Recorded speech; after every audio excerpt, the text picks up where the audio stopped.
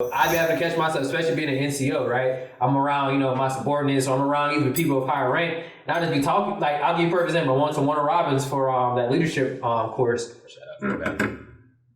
Is that where it's at? Yeah, it's right. That's crazy. Yeah. Oh my goodness. Hey, hold on, chill out. Hey, hold on. They got a crew right outside the base, bro. Like right outside the main gate is a crew. Mm-hmm. I'm like, bro, stop.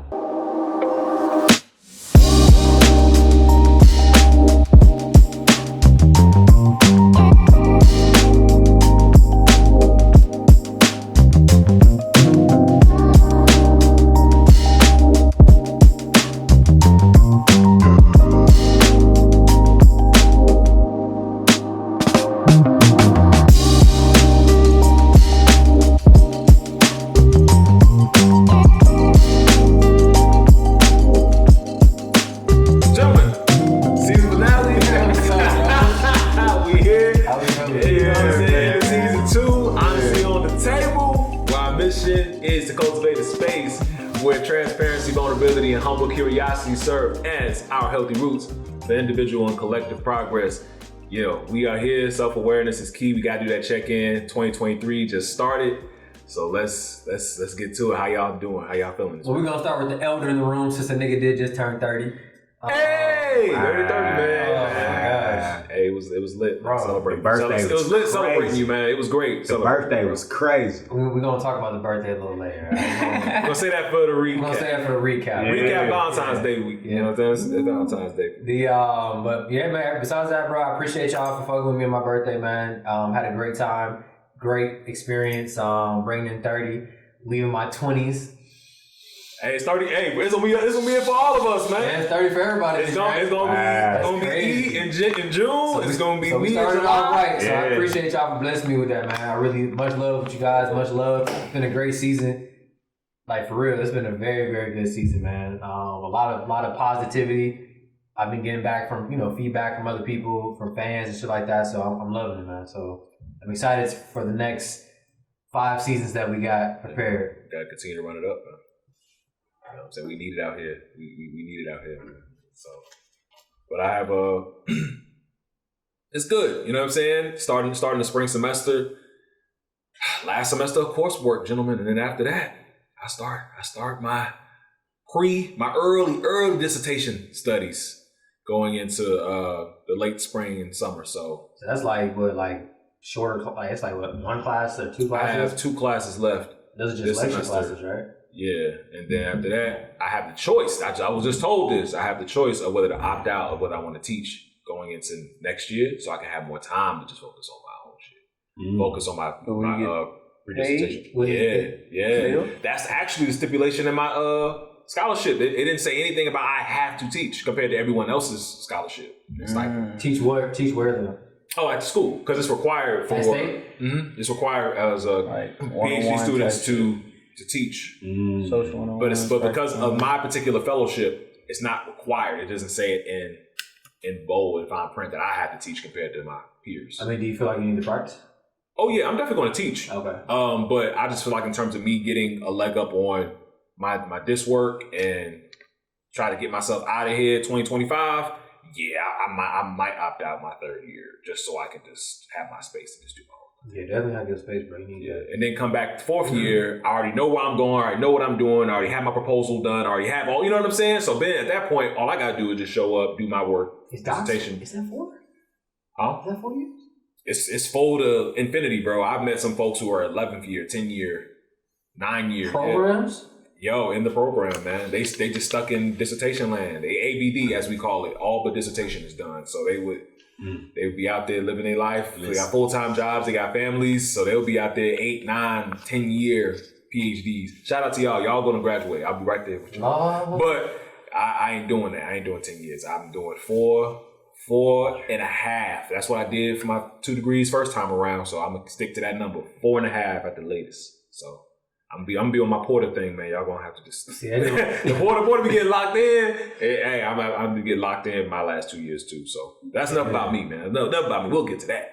Low, What's going on with you, man? How you doing? Don't say you just be chilling, brother.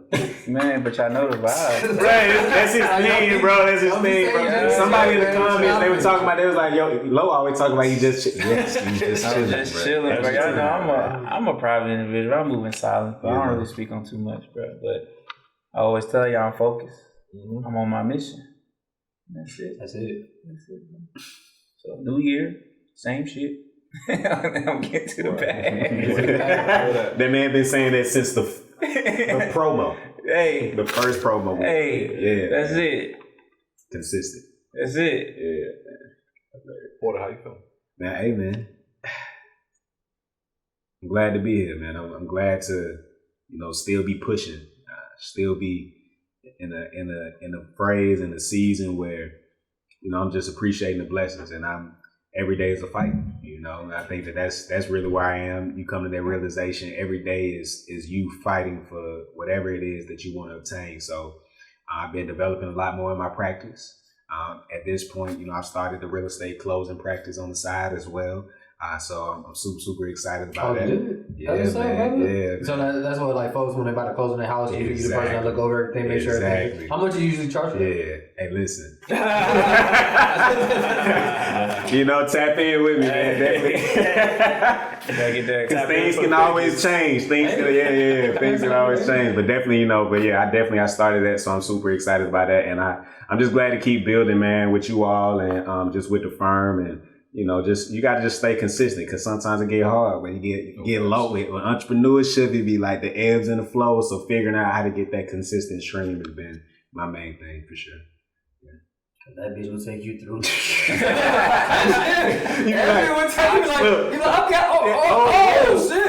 That's that reason why we got to be doing black business. It was take you there, boy. We're doing black business season 3, man. We got to talk about the entrepreneurship, man. And all the ventures. Mental health got to be strong. It got to be strong. Because you don't see it, you be like, hold on, talking about what's going on? I got to pay for what? It come out of nowhere. You're like, yeah. Exactly. Yeah. Let's break bread. Let's get to the butter. All right, let's go ahead and get to the butter, man. We're going to talk about that health. We're going to talk about the best thing in the world, sleep. Something that I lack. How many hours of sleep you get usually? On average, per 6. Marlo? 6. About 5 to 6, yeah. See, I'm at a solid 3 to 4 every day. All right. Insomnia? Like what? Second? Insomnia? I do have chronic insomnia. Okay. Yes. Sure. Okay. For sure. At night, what is that? Night shift differential, some disorder, some shit. Yeah. But we're gonna get into sleep, right? So sleep. All right. Most adults need 7 or more hours of good quality sleep each night. Teens need about 8 to 10. Getting enough sleep isn't only about the total hours of sleep. It's also important to get good quality sleep on a regular schedule so you feel well rested when you wake up. Basically meaning like, the hours might have added up, but if you were sleep like that in the car versus sleep like that in your bed, there's 2 totally different types of sleep. You want the REM sleep. You want to make sure you're getting that quality sleep. Like, do you guys care about your mattresses? Oh yeah. You guys like, I'll spend like $2,000, $3,000, $4,000 on my mattress to make sure I have that quality sleep. Yeah, if I can.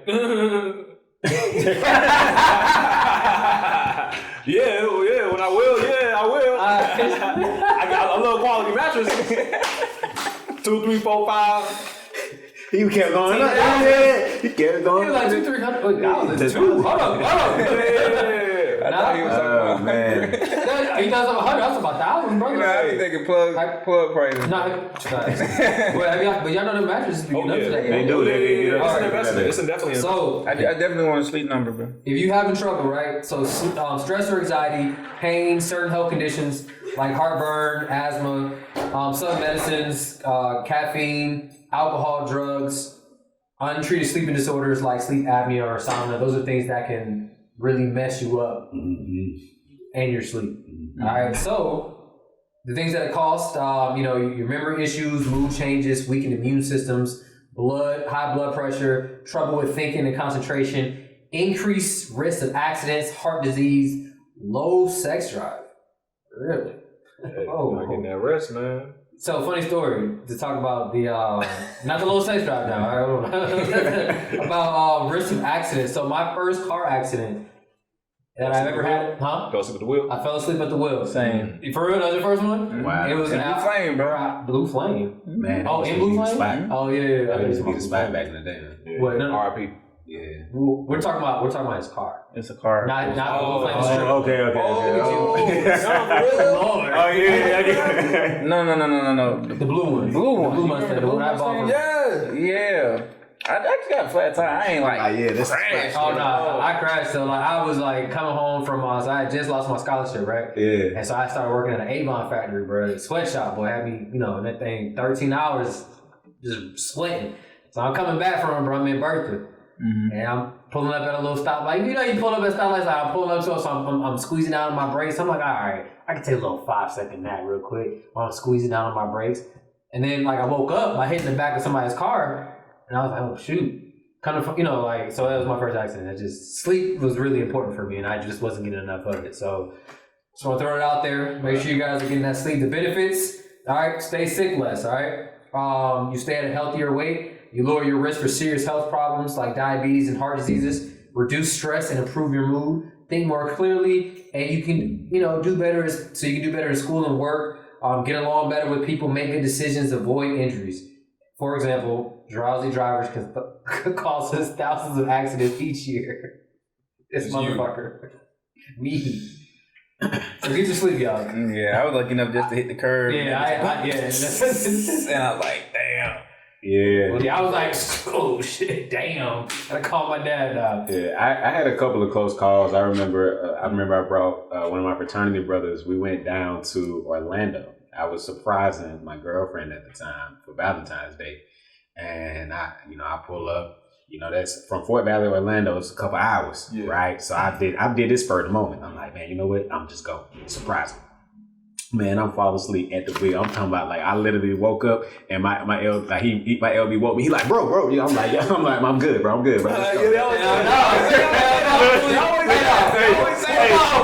literally was like, man, you can pull over. I'm gonna drive. I got time to die. That's just hilarious, man. And yeah, my late grandmother, man, she had sleep apnea, and definitely she used to always do cat napping. And I never understood it until later, but that it was because of the sleep apnea. Yeah, I definitely nap.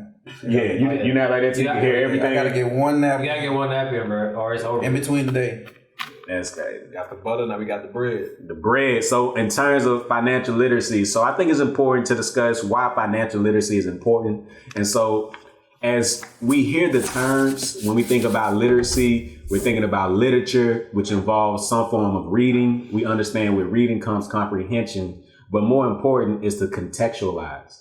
I think a lot of times we listen, we hear, we're able to read, we can say what something is, but we're not able to contextualize it to our specific, unique circumstance because everything may not be for you. So when we're having a conversation about financial literacy, I want you to think through whether or not it's stocks, our bonds, our tax lien properties, our certain deeds or insurance, or like, is that best for you in your particular situation and circumstance at a particular moment in time? And then understanding the importance of timing and how at different phases in your economic journey, okay, first step, maybe I need to have an LLC. Maybe I need to have business credit. Maybe I need to have business credit cards. Okay, then you moving on to that next step. Maybe I need life insurance. Maybe I need a trust. But just learning how to understand how to prioritize your financial plan, I think is more important than just being able to say, okay, I know a lot of this information, but I don't necessarily know if I need to use it right now. Right. So whether we're talking about loans, whether we're talking about credit cards, whether we're talking about stocks, about bonds, options, whatever the situation is, I just think that in terms of financial literacy,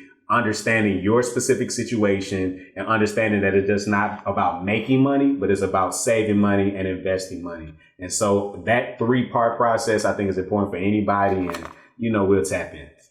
All right. That was solid. Very, very solid. But for this final episode of season 2, we got to talk about our origin story, man.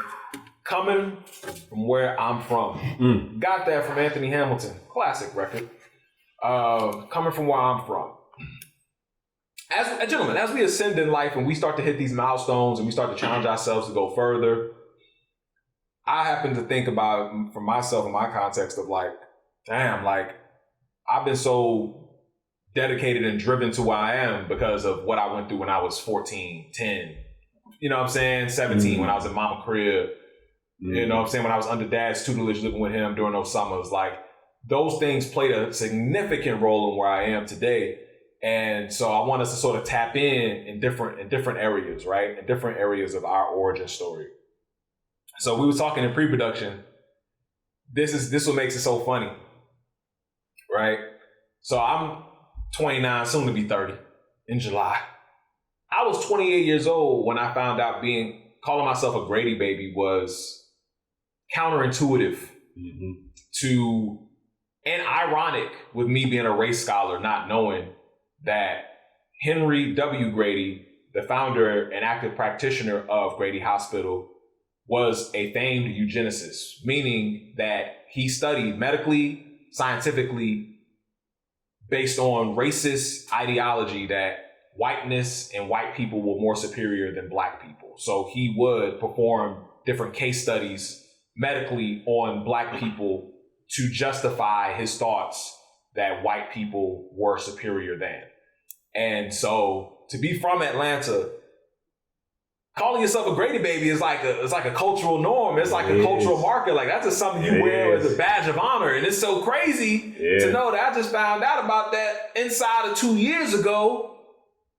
And that just changed my whole perspective on learning about being careful with words and being careful about, again, learning about your history and learning about your origin and how everything has meaning. And you should not just go out of your way and just say things or do things without at least reflecting on where it started, where it came from, right? So get rid of that. All right. Throwing it out. No more Grady babies. I was born at Grady Hospital, thank the Lord. That's why I tell you. I was born at Grady Hospital, thank the Lord. I be having to catch myself sometimes. Oh yeah. You're like, oh, you from Atlanta? Yeah. I be like, I'm a girl. I was born at yeah, for real. Grady. But you know, it's good when you catch yourself on shit like that though, because it starts a habit. It takes that that norm out of there. Like that's how I am when we talk about people talk about, oh yeah, I'm gonna get dreads. I'm like, bro, stop saying dreads, bro. Like because the language. The language is when it came from people saying it's dreadful to look at. Right. So you call it what it is. They're locks. You're locking your hair up. So call them locks, bro. Like, hey, we get the locks. No more. We gotta kill it, bro. No more dreads. No more. And you made me think about something in terms of, and we said this a couple episodes back, like the concept of nation building and having our own language. So it begs the question: does Grady baby, or the way that we contextualize the N-word, is that more so a symbol or an indication of our own language, and that's us manifesting in that way, or does that negative connotation still attach to it, even if we're speaking like that word? That's a good point. I'm unsure. I don't know. That's a good point, because I mean, you say it like you just said it, like we say, I'm Grady baby, right? But we say it in the sense of like pride, but at least be from Atlanta. But I think at least when we use the N-word, when we say nigga, we know the origin. We knew how. What's the word? Nigga.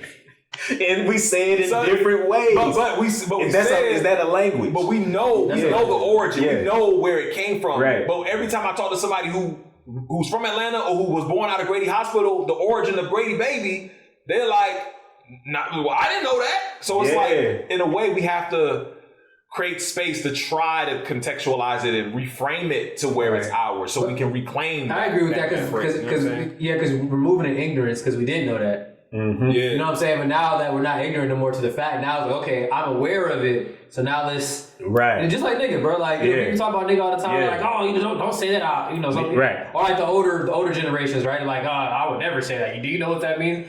Yeah, bro, that's what it meant for you, right? But for us, it's different. What do you think about it? How you like the word nigga? I mean, again, as a race scholar, I'm conflicted, but there's certain aspects of my blackness that I just can't let it go. Okay, let me ask this. Okay, I'm very selective in spaces. Yeah, right. I don't just go firing off. Right. Absolutely. So, and that's it. And I do the same thing when it comes to profanity. Like I tend to not curse around women. You know what I'm saying? I tend to just keep it very clean. And I use certain words. Yeah. When it comes to nigga, I'm trying. I'm in social spaces where I'm comfortable. I'm comfortable. You know what I'm saying? So of course I'm gonna use it. But if I'm like in class, hell no. Like, because again, I'm watching how they watch me. Yeah. So that's why it's like, nah. If I have to do all that, I just refrain. You know what's crazy? I try not to like change up. You know. Okay. Yeah. No, this is interesting. Because the reason I say I try not to change up is because like I don't want to seem like I have to change like the way I speak or like who I am as a person just because I'm around somebody else who can't fucking use the word. Right. Yeah. Like, you know what I'm saying? You know, and people always be like, oh, you know, that's not fair that, you know. Right. Was slavery fair, my nigga? Yeah. You know what I'm saying? Like, is the current systems that are set up to keep, you know, people of color oppressed, and is that fair? Mm-hmm. So, like, that's why it trips me out, because, like, when I say don't change up, like, don't get me wrong. I'm not sitting out here just being like, nigga this, nigga that, nigga that. No. Right. But I'm not, like, if I happen to slip up, I'm not going to be like, oh, I'm sorry. Like, oh, excuse me, not. my Of course bad. not. Of course not. Fuck no. Yeah. Like, because, you know, look, I'm a military cop, right? You know, I'm Air Force, right? 1%. There's already 1% of the population that can be in the military. So guess what? Out of that 1% of the population, guess how many is black? It's not a fucking lot, right? So I be able to catch myself, especially being an NCO, right? I'm around, you know, my subordinates, so I'm around either people of higher rank, and I'll just be talking, like, I'll give you a perfect example. I went to Warner Robins for that leadership course. Is that where it's at? Yeah, it's right. That's crazy. Yeah. Oh my goodness. Hey, hold on, chill out.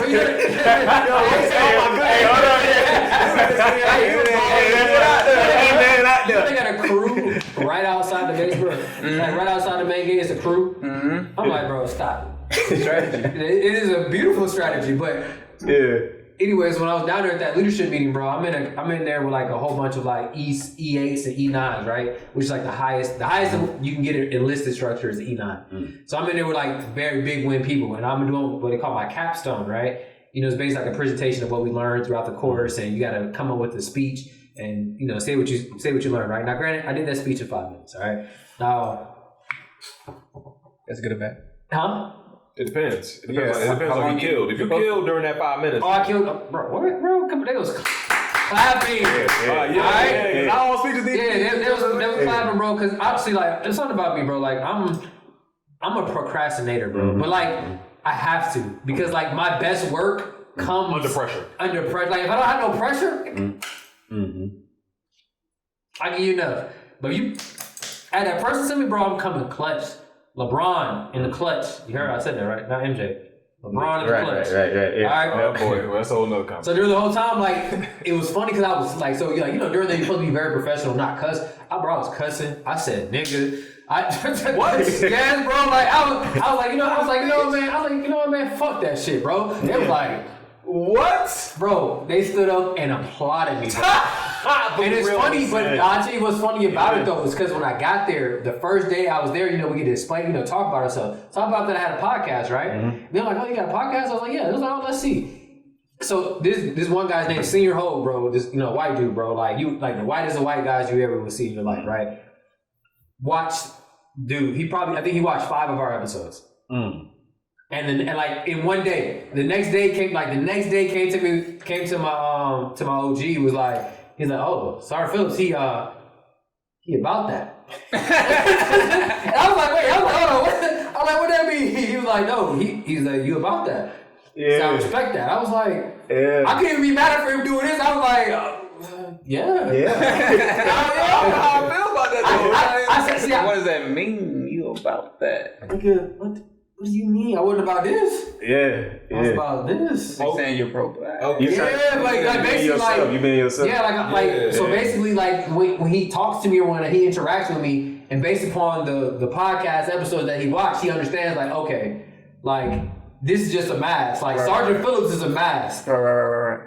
This ain't the real Sergeant Phillips. Like I know who you are because I watch you. So I'm saying that to say like I don't like to change up who I am around people. Now, granted, we have to be professional, right? We have to be in a professional settings, but I like to always like stay true to at least like who I am, and I'm not afraid to use certain terminology, like certain words around people, just because they're not in their element. If that makes sense. Yeah. And so getting to the concept of the root, where do you think that come from? Like, what was the impetus for you to even be in that mindset, that mind frame in terms of, okay, I'm going to approach this situation based on this, like this represents me? I would say for myself, it's because that I've realized that if you wear, like, the longer you wear a mask around people, like, the more, like, of how, like, confusing your identity becomes to yourself, if that makes sense. Like, so if I got to put on a mask when I go, you know, when I'm in the military, I got to put on a mask when I'm around my family, I got to put on a mask when I'm with my friends, a mask when I'm with my wife, like, I get confused about who my identity is as Michael. So what I try to do now is to say, fuck all my masks. I'm going to be me, who I am, genuinely. And then if it's not working for the particular setting, I can adjust. But at the same time, do I need to adjust the setting, or do I need to adjust the people I'm around? If that makes sense. Now, granted, like me, I already told you that I'm trying to, you know, calm down when it comes to cursing and doing certain things anyway. So, you know, I won't even have to worry about that effect. But I'm not going to change about who I am, bro. I'm always pro-black, everything, nigga this, nigga that. I love my people. I love our culture. Yeah. I mean, how y'all feeling, man? Yeah, no, I mean, yeah, I think to expound upon that, I think that's important because I know personally that's been the reason why I've received certain job offers, scholarships, admissions into certain schools, because when they would sit down with me, I may not have had the best grades. I didn't have all the relationships, but it's because I was just authentic, and you can feel it. You know, it's from a spiritual place. You can feel when somebody is just being themselves, and even though it may not at first, you're like, is he really like that? And he'd be like, no, that's just Elijah. And so, just the more comfortable you are in whoever it is that you are presenting yourself as, the easier it is for you to move in those rooms. And I will say, especially going into the corporate space, when I was working at the law firm in Silicon Valley, I recognized that there were a lot of individuals, specifically those that were African American that worked at other firms. You know, we graduated from Howard. They felt uncomfortable among whiteness, and I'm gonna be honest with you, I've never felt uncomfortable around white people, like not at all, because I just was just being me. So it's like, even though, but I recognize that based on my roots, my experience, I started working in a corporate space when I was 14 years old, and I was only making $2.14. And I was doing the postage. I was the first intern for a company. So I was always around that corporate environment. So me learning how to transition, that's why it was so easy for me to maneuver. Because I'm like, same way with like Luka Doncic, you know, he played with the Mavs and he had all these years of experience. I could easily go into a corporate environment and just be myself because I was already doing it 4 years, 5 years before anybody else did. So in my mind, I don't have imposter syndrome because I'm like, this is easy. Hey, what's going on, Robert? How you doing? I have a question on that one though. Yeah. When you say you're comfortable being around white people, right? Does not being comfortable around white people really have to do with like your own personal identity? Like you were just talking about with your friends, like other people, or does it have to just do with like, because like I'm not uncomfortable around white people, but I'm also like not comfortable just in an all white space. And has nothing to do with, like, I would say my insecurities are personal insecurities about being around white people. It's just that, like, we're just two culturally different people, and I just don't, you know. Yeah, like, I think both things can be true. I think that for me, I've been in situations where I was the first African American to be in that space, right? And so it's a matter of, I recognize that the reason, in part, why I'm here is, number one, to be a representative, to be the best of the best for what I represent in terms of my community. And then I also recognize that it's important that it's articulated, that I don't hide like who I am. And so in me just flushing out the authenticity of myself, everybody tends to gravitate toward me. So like, even though I can be in a room and everybody is of a other ethnicity, I'm completely free. So when I say comfortable, I'm just saying in the sense of, you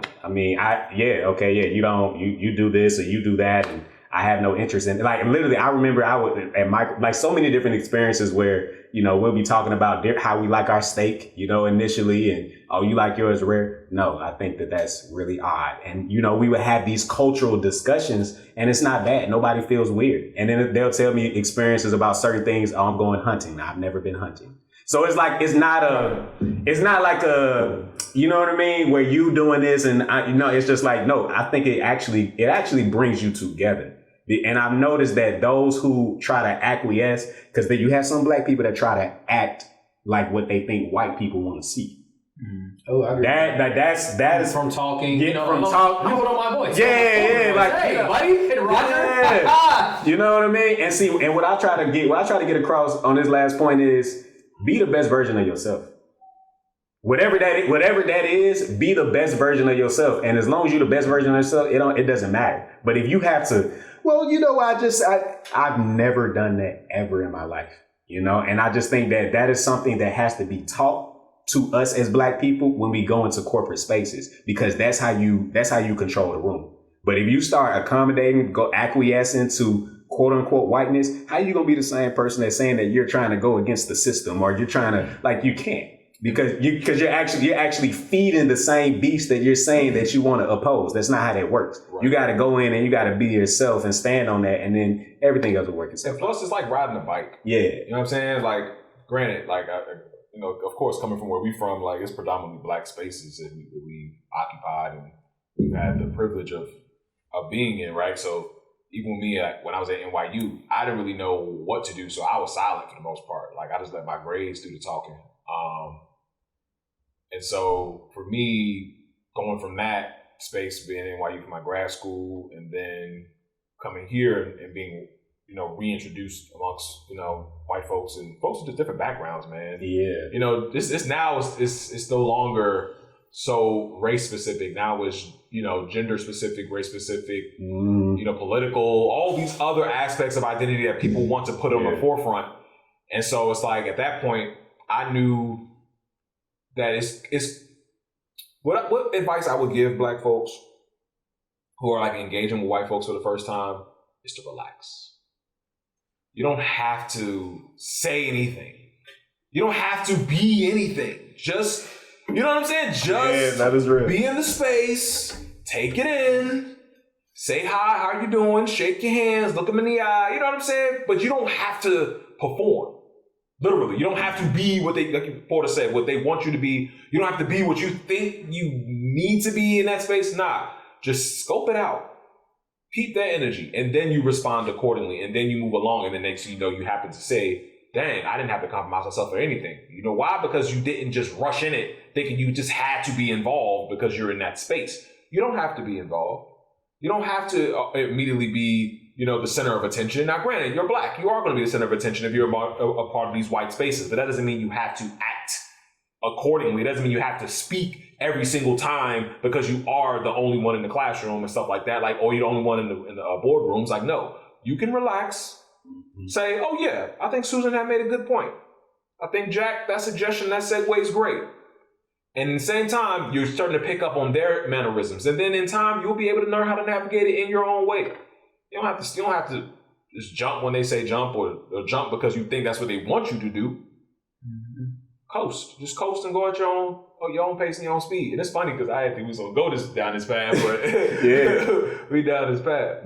I think I shared with you that conversation between James Baldwin and was it Nikki Giovanni? Nikki Giovanni, yeah. Okay, so I don't know if me and you talked about it. I watched it. Okay. I watched it several times. Yeah. It's a great conversation. It was a great conversation. So anybody just definitely just YouTube that conversation between James Baldwin and Nikki Giovanni. And the reason why I brought it up is because Nikki said something to James Baldwin that I thought was very interesting. She said, lie to me.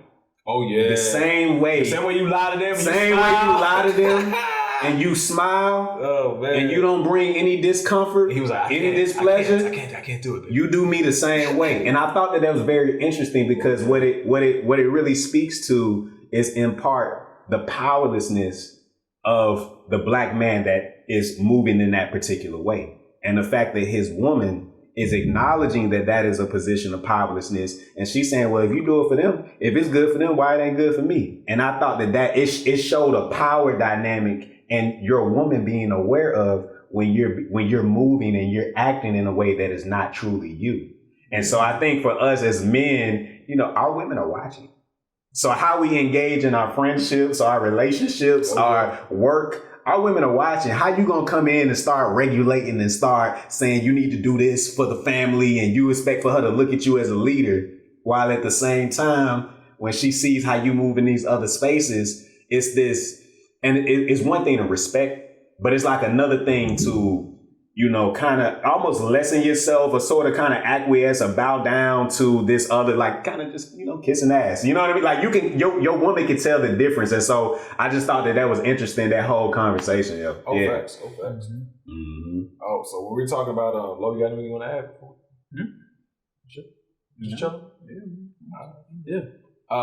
So we talk about coming from where we're from, right? I was thinking about our childhood, right? Like where it started. Yeah. Where did this is sort of segue, right? Like where did it occur to you when you were young where it's like, yeah, I gotta have not necessarily toughness, but just a sense of confidence and assurance in myself? Where was like the beginning points of that? Where me knowing myself as Michael Phillips Jr., like, oh, I'm Michael Phillips Jr., like, you know what I'm saying? Like at what point when you was young growing up, going into your teen years, where you started to know I'm different. I do have a different story. I do have a different household. I do have different income coming in this household that I don't know about, but I'm only relegated to whatever mom or dad can give me. Like, and all that contributed to where you are now, to be able to walk in these spaces and give a 5-minute speech and cuss people out in your 5-minute speech. Well, you know what I'm saying? To be able, because that started from somewhere, right? So in turn, it may seem like a loaded or broad question, but I think about those times growing up, like my upbringing, how that made me a little bit more like affirmed in myself, because I was by myself a majority of my like preteen, teenage years. So I was able to foster who it is that I am and what I'm capable of early. It's a great question, bro. I would say for myself, it probably was when I really just like, all right, you know, I'm that nigga for real. Like, was it when you first had sex? You know how when we was growing up, it's like, oh man, when you was in the gym, it wasn't that's your manhood right there. Yeah. You made it. I mean, honestly, bro, it would probably be after like at the beginning of adulthood for me, like, you know, coming back from basic training and test school, bro. Especially within the reserve system, it's just like I came like, so when you come back as a reservist, right? Like when you get done with school and stuff like that, you come back to your home duty station. Mm-hmm. But like you're you know, they told us like, okay, we're thinking that we're gonna go back to our duty station and then go into what they call the seasonal training program, right? Which is like on the job training for however many months, depending on what job you got, however long you get it. Right, so I'm thinking like, okay, cool, I'm coming back, I'm gonna hop into that, got money coming in. Like, no, bro. Like, so I had to go find a job. I was working for AT&T, bro, selling Uverse. Honestly, that was like the beginning of me realizing that I have like a gift of God, bro. Like, I can talk my ass off. Mm-hmm. Like, I'm doing, you know, door-to-door sales, right? And I had to figure out, you know, how to eat, bro. Like, you weren't eating unless you close some sales, bro. Like, right. Period. And it wasn't until like I did that and I started doing it and making money off of it, and I was like, I can do whatever I want. You know what I'm saying? Like, you know, I feel like during times of like turmoil or like during bad times in my life where it's like I need to come up with $10,000 next week, or I need to do this, I need to do that, I always get it done. I don't know what it is, but it's like something that's just like, hey, Mike, you're gonna get it done. Like, regardless, you're gonna have it. So I don't know where that comes from. I want to say it comes from God, because, you know, there's been plenty of times where I thought I wasn't gonna be able to make it, but I've always proven myself wrong, which is why I told you guys earlier about the whole procrastination thing. Is like, I gotta like have some type of pressure over me in order to like really come up in the clutch, like, which I'm changing, because I'm changing about being consistent at all times, you know, stay ready so I never have to get ready. But I don't know, for some reason I still like that little, just a little pressure. That's it, just a little pressure. Mm-hmm. So I'll say probably like when I came back from basic training, bro, like that's when I realized that like I can 19, 20? About 19 years old, yeah. I'm gonna say mine was in elementary, bro. And that's not even nothing to do with school necessarily, but it was more so about just being one of those neighborhood hood babies. Yeah. So when I say neighborhood hood babies, that mean like, we was outside. Right. Like, we friends knock on your door, we going to get everybody. That was y'all? Yeah, Right. we outside. I never did that. You never did that? I was always too scared. You too scared? Oh man, nah, bro. We get off the bus, bro. We do our homework. We going to everybody though. We outside. Yeah. And I would really just say like, being a neighborhood hood baby, we doing everything. We riding bikes, stealing bikes. You probably that was. No. I got my bike stolen. I was hurt, so I ain't never stealing nobody's bike. But Oh man. really just it was within like the neighborhood sports, bro. Like we was playing throw 'em up, bust 'em up. 21. Somebody stole your bike? Yeah, remember the bike, bro? He was back hurt. about the season or something. Right. It wasn't me. It wasn't him though. He was getting. He was in Morrow, bro. I was still like Riverdale, College Park area. But I would say kind of like doing the neighborhood sports. I was always like typically the fastest, most athletic. That gave me my sense of like. I don't believe that fast shit, bro. Hey, He talking that fast shit, bro. Man, stop it. You know he was fast? I don't think he's fast. Nah, I know he was fast. Come on, Cause he be swimming. That man can swim though. He swim. yeah, come on, man. But yeah, so just in the athletics of being a neighborhood kid, even when we used to go to the pool, I used to dive over the. I guess I don't know. But you know how the little thing y'all lay down? We used to stack them. What are you talking about? The beds, Like beds. pools. See? Like, what you mean though? You stacked them. In the water? No, outside, or the 8 feet. We had 8 feet in our neighborhood. Oh. We I had good money then, bro. had no good money, nigga. That was the only pool that was open. 6. Okay, anyway, but we had the little beds. You know the beds that you go in the pool, you chill on, bro. We used to stack those. Talking about floaties. No, bro, the beds that you lay on and tan on, those are stackable. You can put them on top of each other and it grows. Those chairs, those. Oh, okay, but not in the pool. Not in the pool, not outside the pool. And we used to dive over them. They should jump over We used to dive over them in the 8 feet type shit. Clearing them hoes. Yeah, we the type hop in the pool. You like, we used to have, man, yeah. I was killing all their ass, anything, everything, bro. For sure. And that gave me my sense of like, all right, bro, you might be on to something.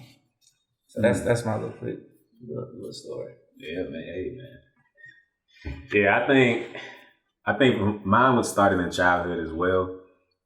When I noticed it, my brothers were always to this day, Lord. I'm glad that they've grown and developed now. But my little brother, he always was into something, and so we got into a situation when I was at, what is this? I think I want to say Middle Ridge Elementary, and my brother, he used to roast. So I'm talking about my brother used to roast people to the point to where like they were ready. They mad. Like they were mad. And so, he just happened to want to roast all the little hood babies. So we get into a situation, but he couldn't fight.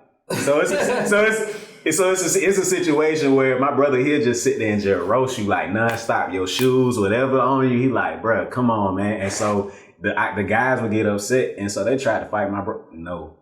So right then in that moment, it was various situations where I would have to assert myself simply because people were trying to mess with my brothers. I never had any issues with bullies or anything like that, but my brothers, they always had something going on.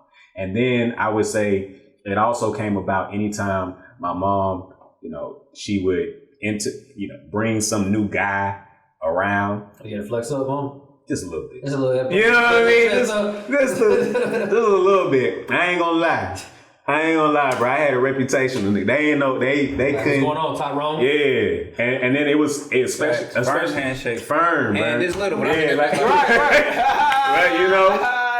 Had a butter knife in your pocket. You feel me? Yeah. Just get greasy out It's there. funny, man, and especially if he had kids.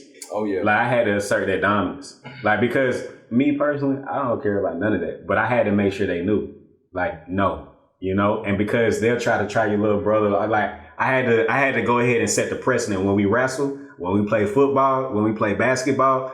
you're not on the same level as me. And I don't know where that came. It wasn't like somebody had a conversation, but it was just like, nah, this is my domain right here. Mm-hmm. And then I did that, and then everything was cool. I never had any issues with any of the guys she was with, and, never had issues with the children, the sons, and, everything was, we moving forward. So I think that I would say the same, like similar to Marlo, just like my childhood, you just kind of get to a point where you realize you have to kind of just set the boundaries. Yeah, that's what I say. Had to be the fires, bro. Yeah. Mm-hmm. Yeah. For me, I would say it had to be, man. Everything just sort of happened in like one period, like of years. So I would say from 12 to 17. Like when I was 12 years old, so back in 05 to 17. So that's what, 2010. That's when everything started to just come together to where it really became the makings of who I am today. Like, no shit. So, me, when I was in middle school, Morrow Middle School was right next to Morrow High School. So, when I was from 6th grade all the way through, bro, I was walking back and forth home. By myself. Sometimes neighbors would join me, whatever, if they were like on the same time as I was, but I was always on different type of time, whether I had football practice or whatever. You know what I'm saying? I always would just go back and forth home, left at a certain time, came home at a certain time. Always the last one to leave at the crib, first one back in the crib. So during that time, my house, my childhood home got broken into 4 times. And I was always the first one on the scene. Mom, she lived downtown, so she about like 15, 20 minutes away, so she couldn't really get to it. Once the alarm rang off, they're gonna call the parent, but if they gotta get themselves out of work, you know what I'm saying? Meantime, I'm like closer to the house than she is, so I just happened to get there. So me like just approaching like spaces and homes, like it gets me a little, I won't say paranoid, but just very cognizant of where I'm at. Very delicate and sensitive to the people I'm engaged with. Don't know people's motives, don't know people's intentions, because the very people around you could be the ones that can leech off of you or can take from you.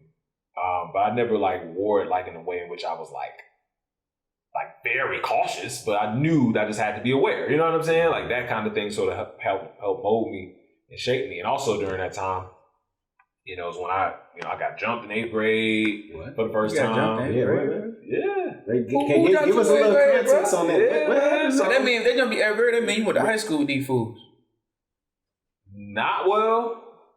Yeah, but they were older, so they were like 10th, 11th grade while I was in 8th grade. So they probably was like 09,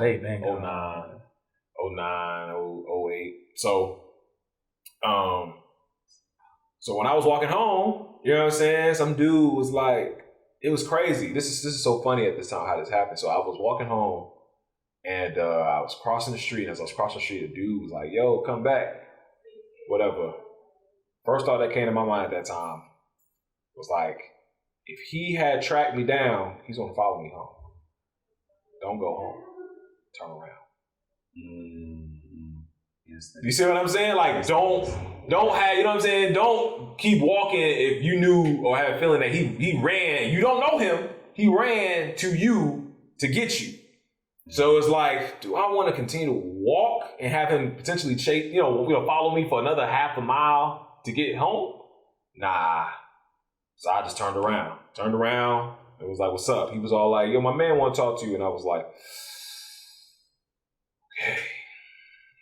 So that's when the adrenaline started to hit. Yeah. You know what I'm saying? You start to worry a little bit. Yeah. You start to be like, what I get myself into? His ass would have been walking with me to my house, bro, because I would have lit his ass up when I got to the crib, bro. Real talk. Like, come on, Mike. That's not smart. It's not smart to do that. They know where you stay. You know what I'm saying? So if it does go down and you have it your way at your place, they know where to find you. It's not smart. It's best to go ahead and do it in a neutral space. So wherever you get down at, and you keep it moving. You know what I'm saying? So he was like, my man want to talk to you. I was like, all right, I don't know. It's high school niggas. I don't know them. You know what I'm saying? I'm the firstborn, so I don't have like cousins or older siblings. It's no connection to me to know these guys, but I knew what was coming. Mm-hmm. He was like, oh man, my man want to talk to you. I was like, who? And then he pointed. It was like 6 of them, 7 of them coming. So I was like, okay. They you know what I'm saying, they lightly surrounded me and stuff like that. So I was like, chin check the dude and everything else. I got mine off. I got my 2-piece off, and then curled up. I took a shot in this direction. As I was looking at him, I did pow. I was like, go down, curl up. That was the first thing. Go down, just curl up. Cover my face, cover my organs, bruh, and just hold up. And then it was on the main street. It was on Old Rex Mall Road. Oh, okay. So cars are coming back and forth. Right, Still got, seeing. So then a mother came out. Mama came out. Was like, stop doing all of that. And they ended up. And they started to slow down. You know what I'm saying? With the get down. And next thing you know, woo! They all just scattered. And then I got up, man, and I walked home. You know what I'm saying? I got up, I walked home, and I knew it was over, of course, you know what I'm saying? And so I walked home and told Mom was crying and stuff. And that was just another lesson, you know what I'm saying? Like, you know, it was a good play. I ran it, I played it the way I needed to play it. So, you know, but at the time, this is what makes it so funny growing up as a black man, right? Growing up in black spaces. How I normalized that. How I was like, getting jumped is like, I viewed it as like a rites of passage. Like you needed to go through this type of shit. Because that's what just happens. And that's what happens in the hood. You know what I'm saying? You just happen to get caught slipping. You just got to take the L. Like, that's what you just got to just do. Now, it shouldn't be routine. You know what I'm saying? But when it happens, it's like, you know what you got to do. I mean, but that's like, so, yes. But to like, for instance, our white counterparts, that's not normal. No, it's not. You know what I'm saying? To anybody else outside of our states, that's not normal. But for us, so many conflicts and traumas and things we go through, we have normalized. We've thought that shit is just normal. You know what I'm saying? And so for a long time, I was just like, well, you know, took my lumps, man. I'm here. At the end of the day, I'm here. So that's why I didn't really trip. I don't trip about it. And then also during that period was when I started writing in my journal. So I was 14, I started writing in my journal. Haven't stopped writing since. And writing has been a part of how I speak, and it's part of how I articulate myself. It's part of how I express myself, and it's contributed to my emotional intelligence supremely. You know what I'm saying? Me writing and me being able to voice and speak to how I feel. And also during that time when I was 14, my father left the house. Like, so during that pace from 13 to 17, I left football at 15. Graduated with honors, 17. All these things came together from 12, 13 to 17. And that has been like the foundation of where I am today. Because to this day, I still like writing. I still listen to music. I still keep my head on the swivel. Still, you know what I'm saying? I still make sure that whatever alarm system I got in the crib, that it's legit. It ain't no, you know what I'm saying, crackerjack thing and nothing like that. Like, those moments, those experiences help put me in that perspective to understand. You know what I'm saying? To understand. Some people need to experience it. Other people are good at just receiving wisdom from OGs. For me, I have the kind of life where I had to experience it whether I wanted to or not, whether it was my own ignorance and being hard-headed and I had to find out for myself, or I just was an innocent bystander and then God just put me in the crosshairs and I just had to learn. See how my kids are like that. Because I'm just like you. Like, I got to learn my own, you know, I got to learn by being hard-headed. I was never like that. Like my little brother, he's not like that. He's like, wisdom, you tell him once, like, oh, you did what? You burned your hand? Say less. I ain't doing that. I hope my kids come out like that. I was a 50-50. You 50-50? Yeah, it just depends on, I already assessed the risk. So it just depends on how bad the risk was. I am a risk manager though too. I would be like, right. That works this. Right. Fuck it. Man, fuck it. Yeah. Why not? I've never done that. Yeah, because I was like You never know what? Like I said fuck it? No, yeah. Like no. Never. Nah. The only time I've ever had like any issues is just a matter of respect. I'm very like that's the only thing. Like professors, you know, I was about to start naming them. but like it was like a list of various professors where, you know, it's like you're gonna respect me, like people, like in general. That's the only thing that but in terms of just like me just never, like ever. I was a good child. That's good, bro. Yeah, bro. Honestly, bro, I was a good child, That's good, bro. man. Yeah, I was a hard-headed Yeah, bro. man. I was hard-headed and a crybaby, bro. I was both. I wasn't a crybaby. I was. As a child, and then I just became hard-headed, and then I was just tough. I was hard-headed I was and tough. hard-headed mostly. I was hard-headed and tough. I had to be tough. I can't get my ass whooped, boy. And I talk back. And I talk back. See, I ain't never talk back. That one thing, bro. Shit, my nigga. It didn't matter. My mom was... Yeah, I had it. My dad would hit me with it. It wasn't no. It was That's one time, bro. And I was. Hey, that's what led to me and my pop stuff. And the only time I swelled up on my pops, that was the only time I've ever like when I did that to my adulthood now, like yeah, it's different now. After I did it that day, it's been totally different since. Like when I swelled up on it that one time, I said, hey, you know what? Matter of fact, fuck that. Right. Oop, I was like, oh. I ain't never won. I held my daddy down for dear life. I bought him down. Yeah, I bought him down so he would move. Bro, I had him down for dear life, bro. I was here, bro. I held him down. That's crazy. And he packed my But isn't that crazy though? With this shit, like how we have to go through shit like that. Like just our culture in general, that's normalized. Like you been shot at before? Well, I've been shot around, not shot at. You been shot at? No, You been shot at? Hell no, you. Yo, yeah, yes. like Shot at or shot around? Shot at. Like somebody tried to shoot you. Yes. Why? Nah. What? Bro, they was trying to shoot the group of us, bro. Like, we was coming back from a football game one time, and it was just popping off, and one dude had said some shit that I was with, and, you know, like, said some shit popping off at the mouth, didn't think the dude was gonna hit the turnaround, and he hit the turnaround and shot at us, bro. Like, Okay, I lied. I'm about to say, bro, come on. I've been held at gunpoint by cops. I've been held at gunpoint by cops, but it was because I put myself in the position. Being hard-headed. See, mine was. Well, no, I was taking a risk, and What was the risk? You do a real quick synopsis, bro. Like I 2 don't know seconds. this, bro. Right. I was having sex in the car. Okay. I was having sex in the car In a public place, like a park or some shit. Yeah, and then somebody called the cops because they were concerned, Sounds about right. and then the cops like Pulled up. had that Glock on the window. But you was dressed up, already ready to go. I was butt ass. Oh. I was butt ass in the backseat getting down, yo. Oh, you was still getting it when they pulled up on you with the I'm on top of Shorty, doing my thing. Next thing you know, I see a black Glock like this. And I look up. I'm like, I'm about to get robbed. I look up. It's Like, they gonna ride around fucking cop. It's a cop. He was like, get the fuck out the car. I'm so loud. I'm like, what are you doing? Man. Hey, yo, I was like, I'm naked, man. I was like, I'm naked. He was all like, get the fuck out the car. Yo, I had to. This is on the south side, bro. They made you get out with your shit on? But naked. Was this at the wreck? Please don't tell me. So they It was at somebody complex. Okay. Suburban complex. You live there by the library. Yeah, but So I was there. I had to get out the car, man. They ran me and her IDs and all that stuff, bro. And I sat in that back seat, bro. I had my clothes on at that point. He said, "Man, put your clothes on." So I put my clothes on. Cold backseat of the cop car, just handcuffed, just sitting there, just waiting, bro. I was a sophomore in college. Yeah.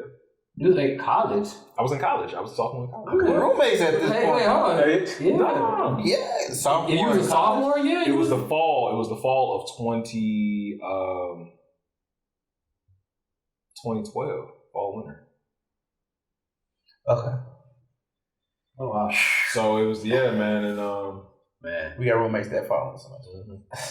yeah, and so it was bro. So But I think it's just crazy how like our experiences is like that. You know, we said it's like normal. yeah. We'll just be like, that's why I don't really have sex in cars around, but- because I be thinking about all this other oh shit. nah, see. So most be busting it down in cars. I'm like, nah, man, I'm good. You want me to go to Mountain? I do. I'm about to say, but that's my favorite spot. Okay. Because that the adrenaline that you get from, you don't know who, you know what I'm saying? People Yeah, I had a situation like that, but I didn't get a gun put out. They just told us to clear the space or clear the park. So now what I do, I learned to sneak away in social activities. So like all the cars, let's say we go I take my girl to a cookout with the fam. Yeah. We're going to slide off around the corner. Yeah. Because it's a norm that all the noise is there, the noise been there, so it's not going to be a cop driving around because it's after hours and this car just looks suspicious. Oh, brother. You know, that was that type of setup. And I got set up that way many times. So now, you know, we gonna just dip out and we gonna come back. Now we can do some prep action, you know what I'm saying? We can do some prep. We can do some foreplay on the wall en route to the spot. But I'm not. I'll be like, and plus me, I'm sorry. As y'all can learn and hear, and y'all heard from my story, I like to be flexible when I'm getting down, man. I like to get. See, but in a car, you're just so like, it's no choice but to be on each other, brother. I know, but I like to have my clothes off, man, and I don't want to be caught. I don't want to be caught. My clothes off, brother. My clothes be off. It's in the passenger seat on the floor. Yes, sir. That's what's ready. After that moment, man, I probably had car sex maybe once or twice after that. Oh man! And then both times I sweated my life away. It was so hot. It's a beautiful thing. I had one beautiful, like one crazy beautiful car sex moment, bro. Beautiful. It was beautiful. Hot, it was raining, bro. It was thunderstorm. That's a good one right there, bro. It was thunderstorm. What in the notebook is this? Bro, it was thunderstorming. Yeah. Fall all on the window, bro. Yeah. Dripping sweat, all kind of shit, bro. It was crazy. I'm in the hood, bro. I was. Where you was? Off Power Street. I'm over there off Carver Homes type shit. Where was this, bro? By the mailbox. Where was this, man? We wasn't roommates at this point. I didn't. Yeah. Bro, you can look at a lot of parking lots and I could be like, yep. I was right there. That's me right there. It was bro, parking lots, bro, car sex, bro, is the best. Yeah. Like that adrenaline you get from like, damn, somebody might be watching, bro. If it's like, the last resort, yes, but no. Sometimes, boy, it's that. You said what? Pull over. Say I won't. That infamous couch. What infamous couch? This one? This one. Like, bro, No, you made me think, bro. So I was campaigning in District 3. Okay, so this is during your campaign trip. Oh, this is. So my mind is, I'm like, I already know, predominantly African American, low income. I know the area that I'm going into. You know, I'm striving to be a man of the community. Of course, of course he is. You know what I mean? I'm on that whole vibe, bro. Out the trenches, man. I knock on this lady door. Hey man, how you doing? Do it, da da da. I turn around, we finish our conversation. It's two dudes, they just get to shooting at each other. I calmly walk to my car. You said what? I calmly walk to my car. Because I can't explain it, but I felt like nothing gonna happen to me. So literally, bro, the lady, she said, yeah, I hear you. I'm gonna have to just take this and look at your site. Gotta go. Close the door. I turned around and I saw my car. They were shooting literally right across the street. You know what I'm saying? Back and forth. I got to my car, just walked right to the car. While they're shooting? While they're shooting. And I just got in the car. And then I went on about my way and I went to the next house. And that's what I did. I left that area though. I left that area, but that's the only time where it's like somebody was like shooting around me and I was just like, I didn't really, my instincts were more so to act normal. Then because I felt like I would draw more attention if I just they may think that I'm a part of it. So my instincts was like, I'm a normal. So normalize. That's why I was like, you saw my normalizing, bro. I was like, and then I never even talked about it. Like after it happened, I was like, oh, okay, what's this? Because it's so normal in our community. You'd be like, huh? I was like, yeah, bro. I experienced my first shootout at maybe I was 6 or 7. Oh wow. Yeah, right in front of me, bro. It was a high-speed chase. I was in Hunters Bay, another little hood project over there back on Forest Park. Mm-hmm. Yeah, bro, we playing football by the green box. Green box. It's always hot. Yeah, by the green box, but we just playing football. We just throwing it around. Bro, come around the corner in the Accra Legend, whip it, hopped out, cops right behind him. He pull the bitch out, pow, pow, pow, pow. Cops shoot, pow, pow, pow. And we just sitting there like, oh shit. He booking. He gone on there. Then he run, come back around, hop back in the car, and he was gone. Yeah, I was 6. That's crazy. All right. The violence. The violence and the near arrest for having sex in cars. All this shaped us. Yeah. Yes, it did. These are all part of our stories, as you can see. Wow. And I guess as we start to wrap and think about where we are, where we were, where we are, let's look at where we're going. Mm-hmm. Like taking all these stories, you know what I'm saying? I'm pretty sure we have some more exciting, intriguing stories that are of recent memory to share. But what are some of the things y'all looking forward to, man, based on all of this history you're coming with in this life? You know what I'm saying? Like, we're talking about all these expansions and things we got going for ourselves professionally, but just looking out from like a personal, spiritual aspect, like this is the year of 30 for us. Like, what are y'all looking forward to in terms of your story and where you're from and where you're going? How you see that manifesting? I'm looking forward to like just building just a foundation for my family. You know, like a solid foundation built around love, communication, abundance, things that like I you know, especially for me, communication, the biggest things, as you guys heard from the Father's episode, you know, it was I didn't have that in my family, you know, where I could just talk freely or say how I feel or, you know, be true. You know, I think about it, like, you know, since a child, I was wearing a mask. Mm-hmm. You know what I'm saying? Like, because I wasn't I wasn't what my parents wanted me to be, you know, as far as my interests and what I liked and what I loved. And then now going into, you know, being in my 30s and going through my journeys in my 30s, that's one thing I'm just looking forward to, man. Just building a solid foundation for just my family that I want to have. So I'm definitely excited for that. 30s for me means being debt free. Amen. You know, to the best of my ability with that. I think that, you know, at this point, taking all the experiences, all the financial literacy, all the failures with business and the different things that have happened that taught me lessons, and using that to capitalize at this point. You know, no moment to waste, because again, before having a family, like that was something very important to me. Before I bring a family into this world, I want to be situated. I want to make sure that I'm bringing in, you know, free encumbrances, you know, and that's something, again, you go through the closing process. You got to check, are there liens? Are there, you know, what are these different things that potentially could deter somebody from even wanting to acquire? I look at myself the same way. What are the different things that could deter somebody from, you know, wanting to be with me in a healthy long-term relationship? So I'm looking forward to that. And then the other thing that I'm looking forward to is something that I've been working on for the past 2 years. And I finally figured out how to do it and how to get the capital to do it. And so I'm just playing a long game and waiting until the end of this year, maybe the beginning of the following year. But I'm looking to own something major within a certain industry.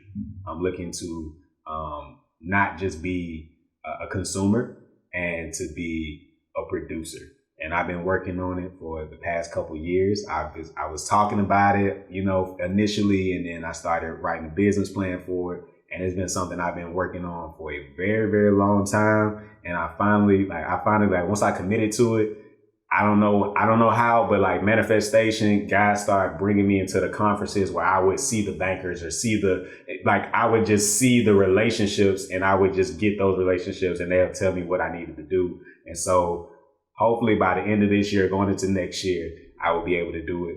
And is it that Claude Anderson thing? It is in part. It is in part. And nice. It's from the producer side. Absolutely. Nice. Yeah. What's up? Well, shit. Speaking back on what you guys just said, hitting these 30s, again,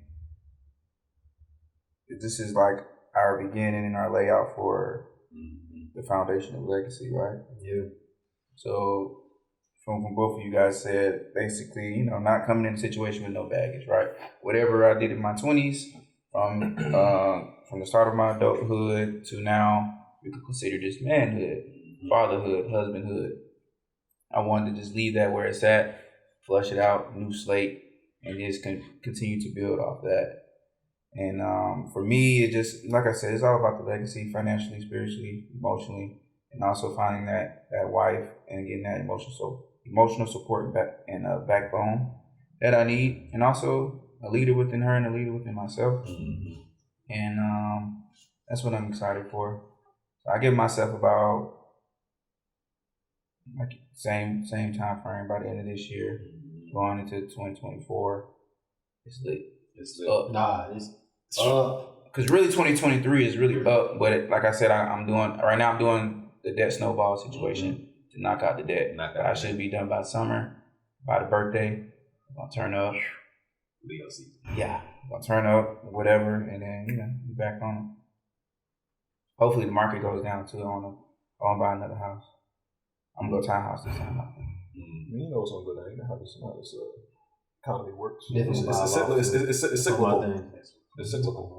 I want that Bruce Wayne. We talked about that. Yeah, no. It might be still in that idea. Like you want a manor? Huh? Like you want a manor? Nah. I want that Bruce. I just want Wayne. Nah, I want like a 2-story loft, maybe 3. But like I'm talking about like a loft where I can like. I want the ones where I can like bring my car up on the elevator. Oh, that joint. You know what I'm saying? That Like, joint. Goes for power type. Yeah. Oh, yeah. Oh, it already exists I know. in Miami. Some of the place you sent me? Yeah, the Bentley Law Yeah. Presidents and all them. They building some more. They got a Porsche one. They about to do another. They about to do like a what's it called? Is it Maserati? Yeah, they about to do Maserati one. All in Brooklyn and shit. Nice. You just pull up and then they just go straight to your flow. Can't wait, bro. Got your own private pool, Terrence, everything. Inspired. I need to see Cost about they not that bad. They about 2.5, wasn't it? 2.5 to 10. Sitting on the space. It's not bad at all. What you paying for, the luxury, the amenities, all in one. But it's worth it. So we'll see. But for me, that's everything. Upward trajectory, man. Everything's trending up for me, man. That's good, brother. I'm blessed, busy, but grateful. That's why, that's why I was telling the boys at the high school, man, like, word describe yourself is grateful, man. Gratefulness and just being humble, man, and humility and just feeling all of God's energy, through my people, man, through y'all, through the signs while I'm driving, by myself, just the little cues, little intuitions, those little nuggets I get, instinctually in the pit of my stomach, man. I've learned, I put all my chips in the middle of the table last year, I would say firmly, of me not questioning my intuition. So when it came down to me playing poker game, either I go by my own hand, lean on my own understanding, or I go by God. I put all my chips in the middle and say, hey, I'm gonna follow as long as you provide the message. I will always follow as long as you know what I'm saying? I'll only be led by the message. I'll only be led and trust my power. I'll only be led and trust in the people around me that that help produce me. And then in turn, I shall, reap the benefits in a myriad of ways. More than just something that can be tangible, material, but something that gives me joy when I close my eyes. Something that gives me a sense of, again, just gratefulness and fullness, wholeness as a man, as a Black man in this life, man. And I feel like what I am touching on as an academic, as an educator, as a writer, as a speaker, and, as a, future husband, future father, as a brother, as a friend, like that is something that I feel like I am going to be one of the representatives of what it means to live fulfilled as a Black man in this country. You know what I'm saying? I really want to crack that code, and I feel like I'm doing it in my own way. And I think that is the kicker. You should be doing it in your own way. Sometimes we feel like we have to, like, again, moving in the spaces of whiteness, we feel like we have to do it like this or do it like that, or I've seen somebody else do it like this, so maybe I have to. No. Learn, but it doesn't mean you have to instill. Just learn, and then from there you will learn. You will know how to exercise it on your own way. And for me, I put all my chips on the table and put it in the center, and I know that me betting on myself and trusting in my potential is all within. So once I do that, like I said, it's up, man. So there's no limits to where we could go. I believe that we are God's. We are not only just God's children, but we also have the power to exercise God's will and God's intentions, but it does not begin and end with our own hand. It starts with beginning to, being more in tune and being able to understand that you are, like you said at the high school, Porter, like you are the answer. And so for me, 30s I look forward to the 30s, man. I look forward to the 30s. I look forward to just another day of life, man, another opportunity, another chance to be all that I wanted to be and more, because there is so much more. Yeah, I think the 30s is gonna be lit, bro. Like, Because 20s to me, 30's the new 20. because 30s to me, I mean, the 20s was just like, okay, Yeah. you learning. Yeah, you learn. Yeah. I'm just getting started. You think you know? Okay, you don't know. Yeah. I'm gonna trip you up a couple times. Married? Dummy. I was like, you thought our relationship was gonna work out? Nope. Psych. I respect that, bro. Hey, man. That's real, though. That's real shit, bro. That's real, though, That's how bro. life is, man. Life be like that, though. How difficult. Life be lifing, boy. But in the end, you here. Yeah. That's all that matters. You still here to tell it. That's it. And that's why I tell people, man. I'm like, as long as you're allowed to tell it, you got more fighting to do. Mm-hmm. Gentlemen, season 2 is done. But it's not the last one. Not at all. I love y'all. Sir. I'm hungry. Definitely gonna get something to eat. Yeah, I actually gotta eat. Boy, I gotta yeah, eat now. Facts. Yes, sir. Brother. Two. See y'all to recap. You know what it is. Gang!